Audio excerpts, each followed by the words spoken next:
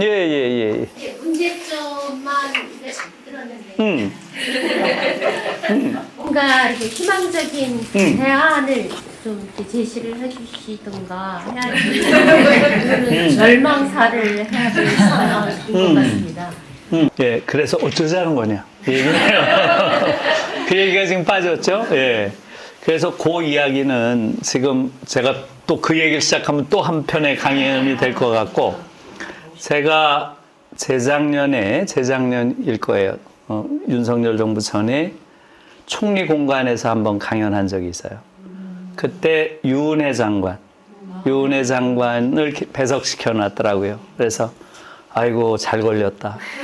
이걸 교육이라고 하고 앉았냐. 제가 굉장히 비판 세게 했어요.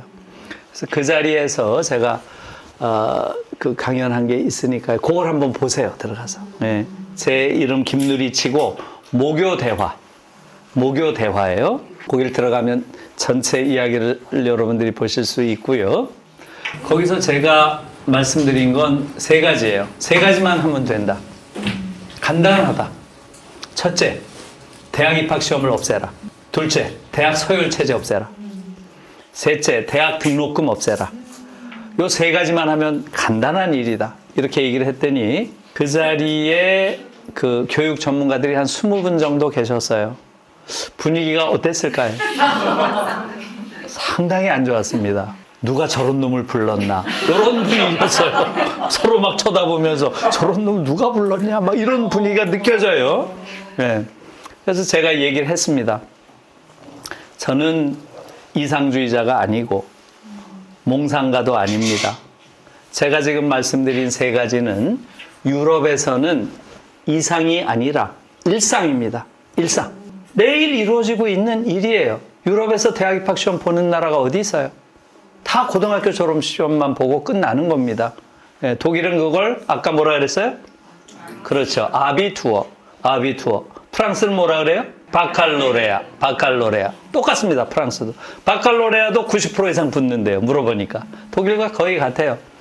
대부분의 나라에서 대학 입학 시험 없습니다. 고등학교 졸업 시험만 보고요. 거기에 붙으면 원하는 대학, 원하는 학과를 갈수록 다 열어놨어요. 그 대신 졸업하기가 쉽지 않은 거죠. 네? 다 졸업시키는 게 아니에요. 대학에서 잘 해야 졸업하는 거죠. 그러나 들어가는 문은 자유롭게 열어놓은 거죠. 대부분 다 그렇습니다. 우리도 그렇게 가자는 거죠. 두 번째, 유럽에서 대학에 서열이 있는 나라가 어디 있나요? 어디 있어요? 네, 없습니다. 프랑스가 한때 서열이 있었어요. 소르본느를 정점으로 한. 68 혁명 때 고등학생들이 다 때려부셨잖아요. 소르본느 대학을 파리 1, 2, 3, 4 대학으로 해체해버렸어요. 지금 1대학부터 13대학까지 있잖아요. 다 평준화 시켜놨어요. 독일은 그 전부터 95%가 다 국립대학이고요. 여긴 다 평준화되어 있어요. 그래서 독일 대학생 같은 경우는 두세 개 대학을 다닌 아이들이 태반이에요. 내가 베를린 대학에서 심리학을 공부하다가 아이고 내가 사회학 공부해야지. 저 프랑크푸르트 대학 가서 하버마스 교수 밑에서 해야지. 그럼 옮겨가면 돼요. 그러다 보면 아이들이 딱 자기에 맞는 전공을 할 거 아니에요. 한두 번 기회를 다 줘야 된다는 거죠. 당연히 아이들이 바꿀 수 있는. 그러니까 아이들이 자기가 정말로 좋아하는 걸 찾으니까 열심히 하는 거죠. 그러니까 잘하죠. 이게 순리인 거잖아요. 걔들이 무슨 대단한 걸 하는 게 아니에요. 그걸 다 열어주는 거죠. 기회를. 그래서 제가 그 책에도 썼잖아요. 윈프리드 베버라고 만프레드 파란 책에 나올 거예요. 윈프리드 베버라고 만하임 대학에 제 아는 그 친한 교수가 한국에 와서 보고 저한테 그러는 거예요. 야, 어떻게 한국 사회는 한 번의 기회밖에 없냐. 어떻게 이런 사회가 유지되냐. 독일은 최소한 10번의 기회가 주어지는데 독일은 10샷 사회인데 한국은 어떻게 원샷 사회냐. 그게 말이 되냐. 그렇게 얘기를 하는 게 그런 얘기예요. 그래서 대학 서열이라는 건 아예 없고요. 예, 다 평준화되어 있습니다. 원하는 대학 다 갈 수 있어요. 그런 식으로 유럽이 대부분 그렇고요. 아마 여러분들 중에서 평준화 안 된 데도 있는데 이런 분이 있을 거예요 지금. 그죠? 속으로. 그래요 안 그래요? 예, 옥스포드. 그죠? 예, 옥스포드. 또 케임브리지, 버밍햄. 그렇죠? 영국은 대학 서열화가 있죠? 있어요. 맞아요. 영국은 근데 유럽이 아니잖아요. 영국은 유럽 아니에요. 영국은 항상 영미 모델, 유럽 모델 항상 이렇게 하는 거예요. 영국은 지리적으로만 유럽에 가까울 뿐 사회 모델은 완전히 미국이랑 똑같아요. 하버드, 일, 스탠포드, 옥스퍼드, 캠브리지, 버밍햄 똑같습니다. 우리는 그쪽 모델을 우린 따온 거죠. 영미 모델을 우리 한국이. 그래서 영국은 유럽이라고 안 봐요. 유럽 안에서도. 유럽은 그래서 서열 체제 없는 거고요. 세 번째, 대학 등록금. 대학 등록금 낸 나라가 어디 있어요? 왜 대학을 가는데 등록금을 내요? 여기에 대해서 특히 지금 우리 중앙대학교도 독일 아이들 많이 와요. 걔들이 너무 이상하게 생각해요. 아니 대학을 다니는데 왜 돈을 내고 다녀요? 얘들은 이해할 수 없는 거죠. 왜 그렇겠어요? 유럽에서는 고등교육까지 이 모든 교육은 국민이 당연히 누려야 될 권리로 생각해요. 그러니까 우리가 좋은 사회라고 하는 것은 평등이라고 하는 게 결과의 평등까지 이어지는 사회예요. 그러나 인간이 결과의 평등을 실현한 사례는 없어요. 모든 사람이 정말 완전히 그 결과에 있어서 평등한, 의사든 무슨 일용 노동자든 무슨 일을 하든 간에 모든 사람들이 다 평등하게 사는 이러한 시도는 있었어요. 언젠가요? 문화 대혁명 시기에 중국, 그 다음에 50년대 동독이 이거 시도했어요. 동독이.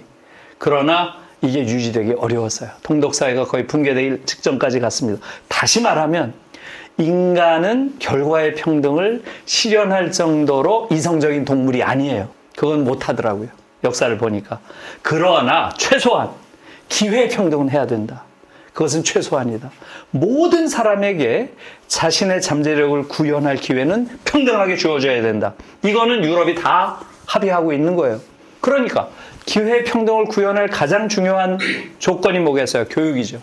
그래서 모든 대학에 학비가 없는 거예요. 유럽에서. 그런 철학이 깔려 있는 거예요. 유럽에선 학비 있는 나라 없고요. 다 무료입니다. 학비만 없는 게 아니고 생활비도 줍니다. 지금 독일은 대학생들 매월 120만 원씩 줘요. 그러니까 도저히 상상할 수 없는 거죠. 우리 입장에서. 이건 뭘 뜻하는 거예요? 독일은 학비는 45년에 종전이 되죠? 46년부터 학비가 없어져요. 그래서 60년대 중반에 싹 없어집니다. 모든 주에서. 그런데 학비가 없더라도 부잣집 아이는 공부에만 전념할 수 있는데 집안이 가난한 아이들은 생활비를 벌어야 되니까 자꾸 아르바이트를 하는 거예요. 이게 사회적인 문제가 됩니다. 이게 과연 사회 정의에 합당한가? 소셜 저스티스. 얘들은 입만 열면 소셜 저스티스예요. 과연 이게 부잣집 아이들은 공부에만 전념할 수 있고 집안이 가난하다고 일하느라고 공부를 못하는 상황. 이게 사회적 정의에 맞느냐? 이게 69년 선거의 가장 큰 쟁점이었어요. 여기서 3인당의 빌리 브란트가 이깁니다. 이러면서 70년 교육개혁했죠? 이때 생활비까지 주기 시작해요. 이것도 지금 50년이 더 됐어요. 53년 됐어요. 생활비 준 게. 작년에 제가 보니까 120만 원이더라고요. 매달. 120만 원 받으면 기숙사비 내고 식비하고 책료권 사고 완전히 공부에만 전념할 수 있어요. 여러분 지금 한국 학교 가보세요. 도서관 텅텅 비어 있습니다. 학생들 다 어디가 있어요? 네? 전부 바코드 찍고 앉아 있어요. 맥주 들고 왔다 갔다 하고 있어요. 배달한다고 쿠팡 왔다 갔다 하고 있어요. 전부 빚쟁이에요, 애들이. 전부 빚을 내줬잖아요, 우리는. 그걸 갚는다고 애들이 왔다 갔다 해요. 독일에서는 그건 상상할 수 없는 거죠. 도서관이 꽉꽉 찹니다. 그러니까 이런 부분들에 대해서 아까 말씀드린 대로 우리는 교육적 유토피아에 대한 상상력이 너무 빈곤해요. 너무 모르잖아요. 지금 우리가 무슨 인터넷도 되고 모두 된다고 다 아는 것 같잖아요. 정보의 홍수잖아요.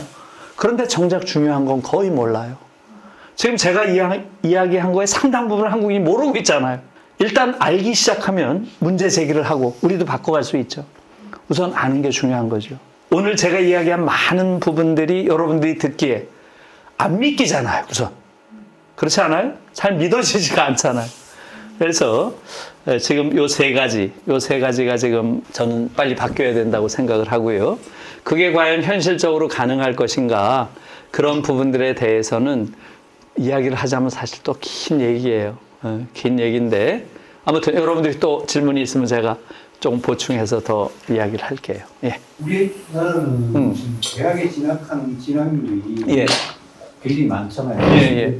독일의 그 아비투어를 졸업하고 실제로 진학하는 그 진학률이 적고 그렇게 저희들만큼은 안 되고 실제로 또 이렇게 고제에 의해서 고등학교 졸업하고 바로 그 돈을 버는 그런 그렇죠. 곳으로 이렇게 많이 가잖아요. 맞아요. 그래서 그런 부분에 대한 차이가 근본적으로 어떤 교육 시스템을 갖추어 가는데 굉장히 큰 힘이 되지 않을까 이런 생각도 해봅니다. 그래서 예. 큰 차이점이 그런 부분들이 아마 그 경제적인 바탕에 그러니까 대학을 나오든 고등학교만 졸업을 했든 큰 갭이 존재하지 않기 때문에 그게 가능하지 않을까라고 생각을 합니다.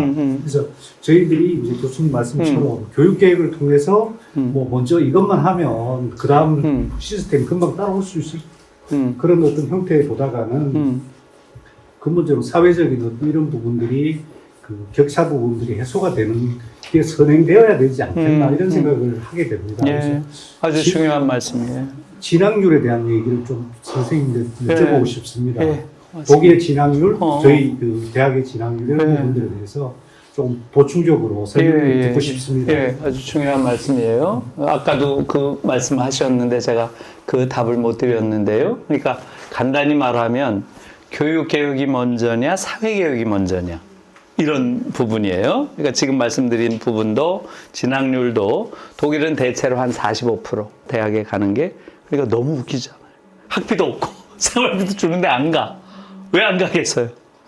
갈 필요가 별로 못 느껴지는 거예요. 사실은 지금도 독일에서는 대학에 간다 하는 것은 학자가 되거나 예술가가 된다. 이런 생각이 지금도 지배적이에요. 그리고 학자가 되거나 예술가가 되는 건 딱 밥 굶기 좋은 거죠. 그렇잖아요. 불확실하니까 미래가. 지금도 독일에선 그런 생각이 많이 남아 있어요. 그래서 학자나 예술가는 자유를 원하고 그런 자유로운 삶을 원하고 그 대신 가난은 감수하는, 난 자유를 위해서 가난을 감수하겠다, 이런 사람들이 가는 걸로 되어 있고요. 대학원에서 의대나 무슨 법대나 이런 형태들이 있는 것이지, 그러니까 좀 그런 데 대한 교육 문화도 좀 다른 거예요. 그리고 아까 말씀이랑 그 부분은 같은데 교육 개혁만으로 되겠느냐 이런 말씀이죠. 다시 말하면 사회개혁, 특히 노동시장 개혁, 노동시장 개혁을 통해 가지고 한 사회 안에서 어떤 직업을 갖든 간에 큰 차별 없이 그 직업을 통해서 자기의 삶을 영위할 수 있는 사회. 그렇게 되면 굳이 대학을 갈 필요가 없는 거죠. 독일도 사실은 그렇습니다. 그래서 독일은 이런 말까지 있어요. 이거 한번 읽어볼래요? 아비. 뭐 너무 쉽죠? 아비. 요건 어떻게 읽겠어요? 아쭈비. 그죠? 아쭈비. 독일 말에는 이런 말이 있어요. 아비는 골프 타고 아쭈비는 벤츠 탄다. 골프라는 차 아세요, 여러분? 폭스바겐에서 나온 제일 조그만 차가 골프예요. 그다음 벤츠는 다 아시고, 예. 아비는 아비투어 한 애들. 아비투어, 대학 들어가겠다는 애들. 걔들은 조그만 골프 타고 다니고, 대학 들어가면은 가난하게 산다는 거예요. 그 대신 얘들은 자유를 부과한다는 거죠. 아쭈비, 얘들은 직업학교 다니는 아이들이에요. 얘들은 벤츠 타고 다니는 거예요. 돈도 잘 벌고. 오히려 우리로선 상상할 수 없는 거죠. 그래서 실제로 독일에서는 고등학교를 나온 아이들이 한 40대까지는 더 잘 살아요. 40대 이후에는 조금 변한다고 하지만 큰 차이가 없습니다. 그러니까 대학에 다닌다 하는 것은 사회적으로 엄청난 신분 상승을 한다 이런 의미가 아니에요, 우리와는. 그러니까 우리는 사실은 사회적인 경제적 격차도 있지만 그것보다도 인간으로서 대우를 못 받잖아요. 결혼하기도 힘들잖아요. 대학을 제대로 안 가면. 그게 지금 한국 사회 문화잖아요. 그러니까 이제 이런 것들을 어떻게 바꿀 것인지 하는 문제가 있고요. 그래서 그 얘기를 조금만 더 드릴게요. 결국은 교육개혁이 먼저냐 사회개혁이 먼저냐 하는 문제, 그것도 제가 그 책에서, 지금 나올 책에서 자세히 썼는데요. 독일은 교육개혁을 통해서 사회개혁을 한 케이스예요. 교육개혁을 먼저 했어요. 이게 사회를 바꿨어요. 아까 보신 것처럼. 프랑스는 거꾸로예요. 사회개혁이 먼저였고 그 이후에 교육개혁이 온 거예요. 그러면 어떤 게 더 좋은 것이냐? 이거는 그냥 단순히 말하기는 좀 어렵죠. 두 개의 사례만 가지고 이야기하기는 어려울 텐데 저는 그 책에다 이렇게 썼어요. 장단점이 있지만 한국의 경우는 어떤 경로가 더 좋을까? 이렇게 했어요. 저는 교육개혁을 통해서 사회개혁으로 가야 된다고 봐요. 왜냐하면 한국인들이 이데올로기에 포획되어 있어서 교육개혁을 하지 않으면 사회개혁을 올바로 하기가 어려워요. 한국인들은 아까 말한 야만의 트라이앵글에 지금 완전히 포획되어 있습니다. 경쟁 이데올로기, 능력주의 이데올로기, 공정 이데올로기에 완전히 포획돼서 이것을 깨야 사회개혁이 가능해요. 지금 이 이데올로기에 포획된 상태로는 제가 보기엔 사회개혁이 쉽지 않다고 봅니다. 그래서 아무튼 답이 됐는지 모르겠네요. 또, 예. 교육개혁이 우리나라 사회개혁보다 우선돼야 된다고 말씀을 하셨는데 예. 제가 지금 초등에 있거든요. 예. 근데 이번에 다음 주에 3학년 맞춤형 무슨 평가라고 기존에 없던 게 들어왔어요. 그럼 다시 줄을 세우겠다는 얘기로밖에 제가 안 그렇죠. 보이거든요. 그리고 그전에는 뭐 열린 교육이다 이런 교육이 있으면서 그러니까 누가 정치 그 세력을 잡느냐에 따라서 너무 바뀌는 것 같거든요. 그렇죠. 근데 이런 상황에서 교육개혁이 사회개혁보다 가능하겠는가? 중요한 예, 말씀이에요. 중요한 말씀. 그러니까 이제 사실은 한국처럼 정치 권력이라고 하는 게 모든 것을 좌우하는 이러한 사회 속에서 사실은 정치개혁 없이 교육개혁이 가능하겠는가? 예, 그런 부분이 있죠. 그러면 어떻게 해야 될까요? 어떻게 해야 될까요? 예? 예? 네, 맞아요. 네. 그래서 지금 아주 중요한 말씀이에요. 지금 한국에서는 왜 정치개혁이 중요한가? 지금 한국이 왜 정치 권력이 이렇게 교육을 자기 멋대로 자기 손아귀에 쥐고 흔드는가 하는 것은 작년 9월 2일 날 상징적으로 보여준 거예요. 30만이 여의도를 둘러쌌습니다. 그게 아주 상징적인 거예요. 왜 거길 둘러쌌나요, 교사들이? 30만이나 모여서. 여의도 국회 안에 한 명도 없으니까. 지금 독일 의회와 한국 의회의 가장 큰 차이예요. 독일 의회는 베를린에 있죠. 그 베를린에 640명이 앉아 있어요. 그 안에 81명이 교사예요. 81명. 13%가 교사예요. 한국은 300명 앉아 있죠. 그 중에 제로예요. 교사가 하나도 없어요. 과거에 교사가 둘 앉아 있어. 강민정, 도종환. 국어교사, 역사교사. 과거에. 교사는 거기 앉아있질 못해요. 왜? 정치적 천민이니까. 정치적 시민권이 없어요. 교사는. 그걸 교사들이 잘 몰라요. 아직도. 굉장히 중요한 문제예요. OECD 국가 중에서 교사의 정치적 시민권을 완전히 박탈당하고 있는 유일한 나라가 한국이에요. 이 문제를 교사들이 풀어야 돼요. 제가 사실은 민주당에 가서 여러 번 강연했어요. 당신들이 지금 180석을 가지고 한 게 뭐가 있느냐? 제일 중요한 게 교사의 정치적 시민권을 복원하는 거다. 박정희가 1963년에 교사의 정치적 시민권을 박탈합니다. 정확하게 60년 됐어요. 60년, 작년에.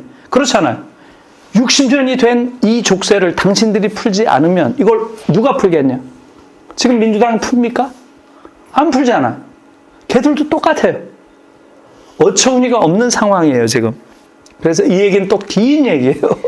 교사의 정치적 시민권 긴 얘기인데 지금 한국은 굉장히 민주화 수준이 높은 나라인데 교사들만은 완전히 정치적 금치산자 취급을 당하고 있어요.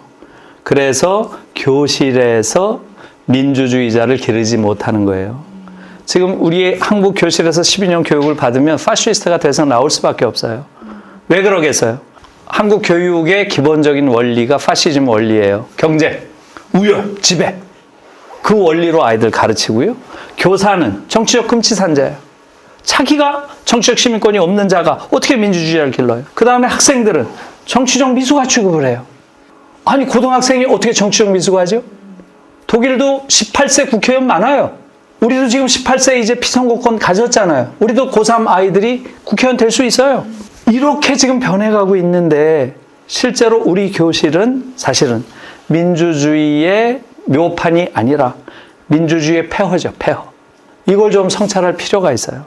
제가 그래서 이 교실에 있어서의 민주주의 문제, 요걸 가지고 제가 강연을 많이 해요. 특히 선생님들 대상으로. 저는 선생님들이 들고 일어나야 된다는 거죠. 선생님들이 지금 이러한 노예 상태에 순치되어 있어요. 그래서 첫 번째는 교사들이 정치적 시민권을 복원하는 게 굉장히 중요한 문제고요. 두 번째는 저는 운동을 해야 된다고 봐요. 언젠가는 우리가 같이 광화문이든 어디든 같이 손잡고 교육 촛불을 들어야 돼요. 우리가 촛불혁명을 했는데 왜 교육 촛불은 못 들겠어요? 광화문에 100만이 모이는 날 저는 교육혁명 된다고 봐요. 그 다음에 세 번째는 다음번 선거에서는 교육 대통령을 뽑아야 돼요. 3년 남았어요 지금. 그래서 한국 사회를 이렇게 망쳐놓은 것은 잘못된 교육이다. 그러니까 교육 대통령, 이제 교육을 근본적으로 바꾸겠다고 하는 자, 그들을 우리가 뽑겠다. 이런 운동을 동시에 해야 돼요. 우리가 지금 대통령제이기 때문에 대통령이 의지를 가지면 바로 고칠 수 있어요. 그래서 저는 이 세 가지를 같이 해야 된다고 봐요. 교사들의 정치적 시민권 회복운동, 그 다음에 학부모와 학생, 교사들이 합쳐서 교육 촛불을 드는 교육운동, 그 다음에 교육 대통령을 만드는 거. 이 세 가지를 같이 하면 저는 10년 내에 제가 말씀드린 이러한 이야기가 단순한 꿈이 아니라 우리 한국에서도 이제 실현 가능한 그러한 일이 될 거라고 봐요. 저는 사실은 이 책을 읽으면서 놀랬어요. 이 책을 읽으면서.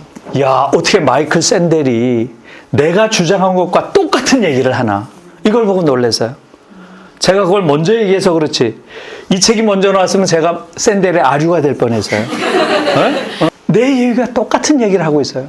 아까 샌델의 결론은 얘기 안 했지만 뭐라 그랬어요? 결국은 능력주의 경쟁교육이 미국 사회를 완전히 때려부신 야만의 그러한 근원이다. 이렇게 얘기했잖아요. 그러면 어떻게 할 것인가? 샌델 뭐라고 해요? 대학 입학시험. 이거 없애야 된다. 샌델 똑같은 얘기를 해요.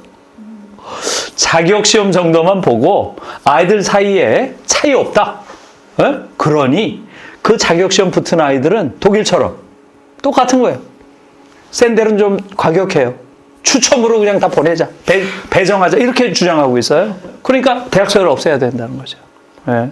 그래서 제가 샌델을 보면서 내 주장이 이게 일종의 시대 정신인가 보다. 미국에서까지 이런 얘기가 나오는 거 보니까. 무슨 이제 아셨죠? 그 다음에 무상교육, 대학. 그것도 지금 바이든 예산에 들어가 있어요. 대부분 몰라요, 그걸. 미국에서조차 무상교육이 지금 시행되고 있어요. 그건 왜 그렇게 됐나요? 버니 샌더스. 버니 샌더스 아세요? 민주당에서 제일 진보적인 그룹이죠? 버니 샌더스가 지난번 대선 때 이것을 공약으로 들고 나왔잖아요. 대학 무상교육. 그걸 들고 나왔어요. 민주당 대선 후보가. 그 다음에 대학생 부채 탕감. 이걸 위한 재원 마련을 위해서 부유세 도입. 이 세 가지가 핵심 공약이었어요. 버니 샌더스와 조 바이든이 어떻게 했나요? 정책 연합을 했잖아요.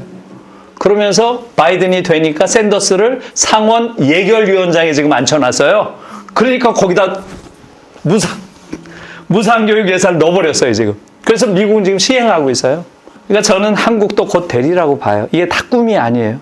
제가 처음에 이걸 주장할 때는 저는 약간 도발이라는 형태로 주장을 했는데 이게 단순한 도발이 아니고 제가 어떻게 보면 좀 시대 정신을 미리 건드렸다. 이런 생각도 조금 듭니다. 예.